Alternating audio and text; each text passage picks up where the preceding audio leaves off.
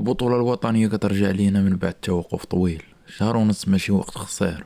كنتمناو غير اللعابة ديال البطولة يكونوا في هذا الوقت بقاو كيترينيو ومحافظين على اللياقة البدنية والنظام الغذائي ديال اللاعب المحترف. الجيش الملكي كيتسناه ماتش مهم ضد المدرب السابق ديال الرجاء جوزيف زيمباور اللي كيعاني من نتائج سلبية مع الفريق الجزائري شبابية القبائل. المغاربه كاملين بجميع الانتماءات ديالهم غادي يشجعوا الجيش الملكي باش يجيب الربح من الجزائر من بعد كاع الاحداث اللي طراو مع الجاره ديالنا الجزائر. حتى واحد ما غيبغي العساكر يرجعوا خاسرين. الماتش غيكون نهار السبت 24 يناير مع الخمسة. اما الرجاء من بعد اخر ربح في دونور في اخر دقيقه ضد الكوكب المراكشي خلاها تكون في المرتبه الثالثه، والى قدرات في الماتش الجاي تجيب 3 نقاط من ملعب المدينه ضد توارقه غادي تكون في المقدمه ديال الترتيب ب 18 نقطه من بعد الجيش الملكي والمغرب الفاسي. الماتش غيكون نهار الحد 25 يناير مع 6 ديال العشيه. اما بركان غادي يبغيو ينتقموا من بيراميدز من بعد الفينال ديال السوبر اللي خسروا فيه اللقب في الاراضي المصريه.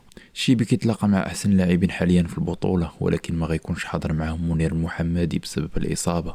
بيراميدز غيدخلوا الماتش ثقين في راسهم بسبب الاستقرار اللي كيعيشوا في النتائج في البطوله المصريه. الماتش غيتلعب في بركان نهار السبت 24 يناير مع 8 ديال العشيه، وغيتنقل في بي ان سبورت 2 وفي الرياضيات تي ان تي. اما الوداد البيضاوي عاوتاني كيجيب تعاقد جديد، موهبه بوليفيا موزيس بانياكا كيلعب في مركز جانح ايمن، عنده 18 عام، لعب 104 ديال الماتشات، ماركا فيهم 24 بيت وعطى 15 تمريره حاسمه. واخا السن ديالو صغير ولكن راه كيتعتبر لاعب دولي حيت كاين في اللائحه ديال المنتخب البوليفي. غيجي الفريق الوداد على سبيل الاعاره ومع احقيه الشراء بعقد كيوصل 4 المواسم. صفقه مزيانه كنتمناو تكون ناجحه في المستطيل الاخضر. كنتمنى يعجبكم الفيديو وتخليو ليا التوقعات ديالكم لكاع هاد الماتشات اللي دوينا عليهم.